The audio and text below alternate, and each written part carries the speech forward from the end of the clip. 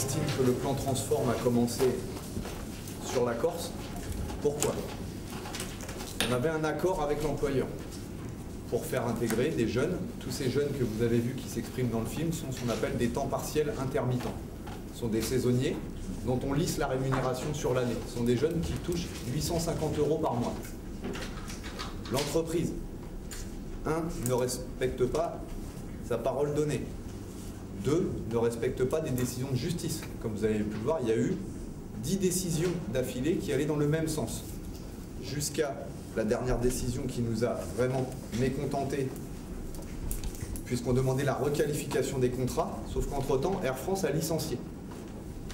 Donc le juge a dit, on ne peut pas requalifier un contrat, puisqu'entre-temps, il y a eu un licenciement. Donc, il y a eu des licenciements au sein d'Air France, contrairement à ce qui est développé par la direction d'Air France, contrairement à ce qui a pu être développé par monsieur le ministre délégué au transport aérien, je parle de monsieur Cuvillier, qui a dit, moi ce que je souhaite c'est qu'il n'y ait pas de licenciement. On a déjà eu ces licenciements. Charlie, si tu veux dire un mot sur cette lutte et sur tout ce qu'on a eu à affronter pendant cette longue période de 9 mois. Oui, 9 mois et puis même un peu plus. Il y a... ce film procure toujours une émotion, parce que lorsqu'on vit de telles choses, il y a une très très forte émotion qui ressort. Et on tient à remercier votre confrère Enrico Porcia qui a pu filmer, et puis ce sera, comme on l'a déjà dit, ce sera un témoignage très très fort, et on fera en sorte, parce qu'on n'a pas abandonné la lutte, que ce sera un témoignage avec une issue favorable. L'action, bien sûr, se passe sur l'escale de Bastia. Il y a eu des actions identiques sur l'escale d'Ajaccio, mais par rapport à ce qu'on vient de vous dire, ou par rapport à ce qu'on va vous expliquer, cette action aurait pu se passer à l'aéroport de Strasbourg, de Mulhouse, de Nantes, d'Orly et pourquoi pas de Charles de Gaulle. On a dit qu'à France, le plan de Transform qui nous est présenté, qui va être en débat, là, qui va être signé ou pas signé, peu importe, le plan de Transform a été appliqué depuis l'année dernière en Corse. Les accords, l'accord que nous avions signé avec notre direction n'a pas été respecté. En France, il n'y a plus d'accord. Il y a eu un passage en force. Il y a eu de la part de la direction tous les ingrédients d'un passage en force, se plaisant même à se comparer à un rouleau compresseur. Vous avez affaire à un rouleau compresseur, et tout y est passé en termes de manipulation, en termes de discrédit jeté sur le personnel, avec, à l'évidence, il y avait des personnels, pour l'instant, à maintenir en place, et tout ce qui pouvait représenter une activité supplémentaire nécessitant l'intégration de ces jeunes, la direction d'Air France a bien sûr fait en sorte que cette activité soit sous-traitée. De manière très très claire, nous sommes en possession de téléx émanant des compagnies régionales et britaires qui, depuis le 8 novembre, avaient reçu ordre d'Air France de ne plus programmer d'activité sur les escales de Bastia et d'Ajaccio, parce que cette activité pouvait à un moment donné ou allait justifier l'embauche des jeunes. De la même manière, nous avons un téléx envoyé de la part de la direction d'Air France, la direction générale exploitation sol d'Air France, vers la compagnie Air Corsica, pour laquelle les personnes d'Air France traitent l'activité au sol. De la même manière, donc Air France s'est débarrassé d'une grande partie de l'activité d'Air Corsica. En fait, on va le voir. Le but, c'est de se débarrasser de l'activité pour créer des sureffectifs. C'est ce qui s'est passé en Corse, et pour justifier des licenciements. Alors la presse nationale, je suis désolé, la presse nationale n'a pas été tendre avec les personnels d'Air France en Corse. Le Figaro, Le Point, Les Échos, capitale, s'en sont donnés à cœur joie. Reprenant en ce sens des annonces qui avaient été faites par la compagnie Air France. Par exemple, la Air France accuse un déficit de moins 25 millions d'euros sur la desserte de la Corse. Jamais démontré. Jamais démontré. Dans les instances représentatives, dans les réunions qu'on avait, mais y compris auprès de l'Office des Transports.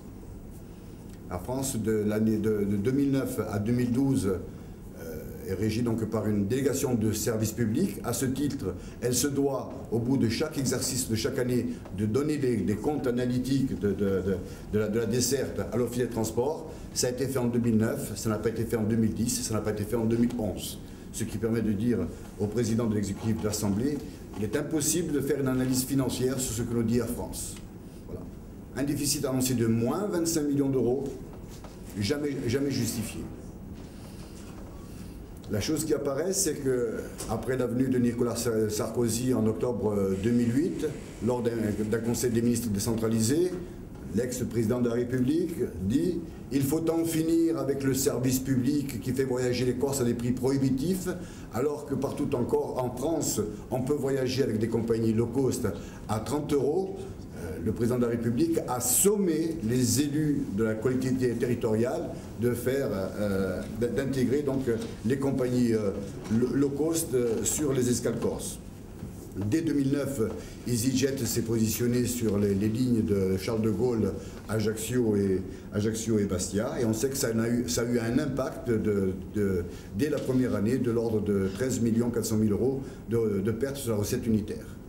Ceci dit, Air France avait la possibilité de se retourner vers l'Office des Transports pour dénoncer cette perte, puisque la mise en place de cette compagnie EasyJet s'est effectuée après la signature de la convention. Air France s'en est bien gardé, et nous pensons, nous, que si déficit il a été volontaire de la part d'Air France de manière à en arriver à la situation actuelle. Ben, en gros, si vous avez des questions, parce qu'il y a quand même beaucoup de choses qui sont dites dans le film, qui sont montrées par Enrico, on est prêt à répondre, bien sûr, à vos questions. Le schéma le plus, c'est que, y compris si on a de l'activité, on se débarrasse de l'activité pour justement tuer l'emploi. Pas de questions ? Sur ce schéma, il est intéressant de le noter. Voilà, on a commencé sur les escales corses, sur ce schéma de sureffectif. On va y venir plus tard dans le déroulé, mais c'est très intéressant parce qu'on nous annonce aujourd'hui, voilà, il y a eu un arbitrage, il y a des sureffectifs à Air France. Nous, on va être clair, aujourd'hui, il n'y a pas de sureffectif à Air France. Il y a un léger sureffectif chez les pilotes, qui n'est pas nouveau. L'entreprise le justifie en disant on a besoin, vu le nombre d'années d'études, le nombre d'années qu'il faut pour former des pilotes, on a besoin d'avoir un réservoir en cas de reprise d'activité pour ne pas tarir la filière. Maintenant, sur le plan Transform, on va y venir. Pour nous, le plan Transform n'est ni un plan d'avenir, ni un projet industriel. Il s'agit simplement d'un plan de rigueur opportuniste. Pourquoi opportuniste? En 3 mois, le discours a changé du tout au tout à Air France. Avant le départ de Pierre-Henri Gourjon, le discours officiel clamait qu'Air France était en proie à des difficultés conjoncturelles, notamment les remous de la crise mondiale de septembre 2008. Dès l'arrivée d'Alexandre de Juniac, au mois de novembre 2011, le discours change radicalement, ce que nous avons appelé la stratégie de l'électrochoc. Air France serait en proie à des difficultés structurelles.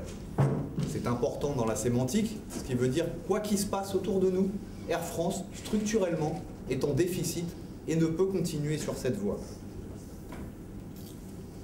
Alors après, on a des questions, on les a déjà posées, par tract. Qui ment? Qui désinforme? Est-ce l'ancien PDG? Est-ce le nouveau? en tout état de cause, les salariés, vous pouvez le comprendre aisément, ont été complètement déboussolés, et les organisations syndicales également, par ce changement de ton soudain. On a dit aussi, notre analyse, que Transform est un plan d'action pour sauver l'action Air France KLM. Deux maîtres mots dans le discours de la direction concernant ce projet. On retrouve toujours la dette et le cash flow, qui sont au cœur de tous les débats. On ne parle plus de transport aérien, nous parlons uniquement là de finances pures. La réduction de la dette. Air France compte s'y prendre en deux temps. Réduire les coûts de 20%, réduire les investissements. La réduction des coûts, ce sont les salariés, une fois de plus, qui représentent quasiment la seule variable d'ajustement.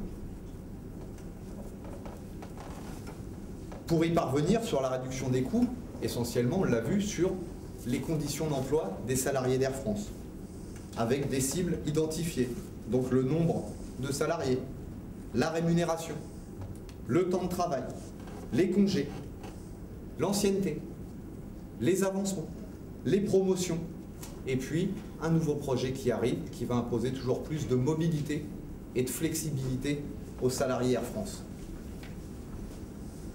Sur cet objectif de réduire les coûts de 20%, partout, comme ça devient une norme. On fait un parallèle très clair avec ce qui s'est passé au niveau des RGPP, au niveau du précédent gouvernement, qui a choisi le non-remplacement d'un fonctionnaire sur deux. Peu importe les ministères, peu importe ce qui pouvait s'y passer, c'était un fonctionnaire sur deux. On est dans la même démarche avec Air France, alors qu'il aurait été tellement plus utile d'aller identifier les problèmes de process entité par entité, et non pas cette règle qui tombe du haut où chaque direction devra appliquer ce sacro-saint 20% de réduction des coûts. Le diagnostic de l'entreprise, vous pourrez tout à l'heure échanger avec Valérie Barca, n'a été effectué que partiellement, sur la base d'éléments dont un benchmark, une comparaison d'un cabinet qui est, à notre yeux, douteuse ou pour le moins incomplète. Le marché concurrentiel dans lequel nous évoluons dans le transport aérien est faussé par les low cost, par des compagnies du Golfe qui viennent tailler des croupières à toutes les grosses entreprises, qu'elles soient américaines ou européennes. Nous avons été aussi victimes d'un diagnostic de l'entreprise erroné pendant des années. Et ça, on ne peut pas l'oublier. Pendant des années, qu'est-ce qui a été dit aux salariés d'Air France? Le low cost n'est pas une menace pour Air France. On est sur un modèle complètement différent qui est complémentaire, mais qui ne peut pas être un élément qui va remettre en cause la stratégie d'Air France ni son modèle. On voit aujourd'hui ce qu'il en est. Les compagnies du Golfe, pendant des années, notre direction nous a dit quoi? Un hub en plein désert? Mais ça ne marchera jamais. Ça n'est pas une menace, clairement. Aujourd'hui, on est en train de se rendre compte que ces erreurs de diagnostic pèsent lourd, très lourd, dans la facture qui est présentée aux salariés aujourd'hui. Pendant 10 ans, qu'est-ce que nous avons eu comme innovation stratégique? Eh bien, pas grand-chose. Air France, pendant 10 ans, a changé des fauteuils en première classe, en business, la couleur de la moquette, la consistance des sièges avec lesquels nous avons eu beaucoup de problèmes au niveau maintenance. Cela ne représentait pas une stratégie fiable. Aujourd'hui, encore une fois, nous, salariés, payons les pots cassés de cette absence de stratégie durant des années. Nous disons aussi qu'on vient de faire extrêmement attention, puisqu'Air France aussi, à travers ce plan Transform, touche à la chaîne de sécurité. Et ça, c'est un élément primordial pour nous. Avec des réductions d'effectifs à l'exploitation sol, à l'industriel, la maintenance, chez le PNC, personnel navigant commerciaux, hôtesses et stewards, nous sommes actuellement en train de toucher à cette chaîne de sécurité, avec tous les risques que cela peut comporter. Air France a fonctionné sur un équilibre pendant des années. On dit toujours la sécurité a un prix. Visiblement, aujourd'hui, nous en connaissons le prix. Rappelons au passage, pour la première fois, fait historique, Air France délocalise une partie de sa maintenance vers l'étranger, vers une co-entreprise montée entre Air France et Royal Air Maroc, qui s'appelle ATI, basée à Casablanca, des avions qui partent en grande visite en Chine. Vous avez pu entendre récemment dans la presse quelques échos. C'est un fait historique. Air France a toujours assuré sa maintenance. Ce qui nous est proposé aujourd'hui est une révolution, mais aussi très destructeur en termes d'emploi. Et encore une fois, on reviendra dessus, sur la sécurité. Dans le déroulé du plan Transform, là on est sur la forme. Qu'est-ce qui nous a été proposé? 3 mois après l'arrivée d'Alexandre de Juniac, ça a été très clair. L'entreprise a dit, on est en proie de graves difficultés, nous allons dénoncer l'ensemble des conventions d'entreprise de tous les salariés d'Air France. Vous imaginez l'onde de choc que ça a été au sein de l'entreprise. 15 jours après, l'entreprise se rend compte certainement qu'elle est allée trop loin, se rend compte peut-être que des syndicats existent dans l'entreprise et dit non, non, finalement, nous voulons négocier. Mais qu'est-ce que nous voulons négocier? Nous voulons négocier une baisse très claire des conditions d'emploi, de rémunération, telles qu'on l'a développé tout à l'heure, des salariés Air France. C'est-à-dire, l'entreprise ouvre des négociations sur des items qu'elle a elle-même ciblés. Nous nous sommes rendus à ces négociations, malgré le fait que nous n'ayons pas signé l'accord de cadrage et de méthodologie. Nous avons été conviés à ces réunions. Nous avons joué le jeu. Nous avons fait toutes les réunions. Nous avons fait des propositions qui n'ont pas été retenues sur le thème suivant. Non, non, il n'y a rien à toucher de manière individuelle dans ces conventions. Ça fait partie d'un ensemble. Il va falloir que vous preniez tout le package ou rien. Et si vous ne prenez rien, il y aura des conséquences. On y reviendra tout à l'heure. Dans un deuxième temps, on a dévoilé le plan et le sureffectif. Sur la forme, il aurait été tellement plus sain et tellement plus cohérent de débuter par le projet industriel. Une fois qu'on aurait discuté, d'accord ou pas, mais au moins si on avait eu ces discussions sur le projet industriel d'Air France, il aurait été tellement plus simple de faire les arbitrages sociaux qui découlaient de ce projet. Air France a choisi la méthode inverse. D'abord, je culpabilise le salarié, ensuite seulement, je dévoile mon projet d'avenir. Dans la méthode, on a un vrai problème avec cette question. Transform, pour nous, est issu d'une idéologie patronale. On connaissait un slogan « Travailler plus pour gagner plus », mais aujourd'hui, ce qui nous est proposé à nous, salariés Air France, c'est bel et bien travailler plus pour gagner moins. Voilà ce qui nous est imposé avec ce plan. D'ailleurs, ce plan, Alexandre de Juniac en fait l'éloge. Nous, on peut remarquer qu'Air France n'a pas tellement confiance en son plan. Pourquoi? Ce qui nous a été développé lors de la dernière réunion de CCE, c'était « je mets en place le plan jusqu'à fin 2014, mais je ne peux pas vous garantir qu'il n'y aura pas de départ contraint. Je garantis qu'il n'y aura pas de licenciement jusqu'à fin 2013 et pas jusqu'à la fin du plan. » Ça, c'est un élément très important pour nous, qui tend à prouver qu'Air France n'est pas sûre d'elle, sur les arbitrages qu'elle vient elle-même d'effectuer concernant des sureffectifs. Air France a modifié les règles en cours de partie, sans nous prévenir, sans nous alerter, et tout en dévoilant dans la presse la fabuleuse qualité du dialogue social engagé à Air France. Qu'a été ce dialogue social? Nous avons été conviés à des réunions uniquement pour revoir le cadre conventionnel c'est-à-dire toutes les règles d'emploi, ce que je vous ai cité tout à l'heure, la rémunération, le temps de travail, les promotions, il n'y a que là-dessus qu'on a été invité à négocier. Et quand je dis négocier, on est gentil aujourd'hui de parler de négociation. Il y a eu un diagnostic imposé par l'entreprise. L'entreprise a ciblé tous les acquis des salariés qu'elle souhaitait voir revus à la baisse et on était invité à discuter uniquement sur ces points à elle. Voilà ce qu'a été la stratégie de négociation. Sur le projet d'avenir, aucune négociation avec les organisations syndicales. Aucune négociation. On dit toujours, quand les gros maigrissent, les maigres meurent. Air France va maigrir. Que va-t-il se passer autour? Laurent Cretagne est avec nous, il va pouvoir vous en parler tout à l'heure chez une filiale régionale qui va être intégrée à un pôle régional français. Que va-t-il se passer pour les salariés des filiales? Que va-t-il se passer pour les nombreux sous-traitants des plateformes aéroportuaires françaises? Air France a déjà annoncé son intention de réduire le montant de ses contrats de sous-traitance d'au moins 15%. La misère sociale sur les plateformes aéroportuaires existe aujourd'hui. Que va-t-il se passer demain? Et au bénéfice de qui?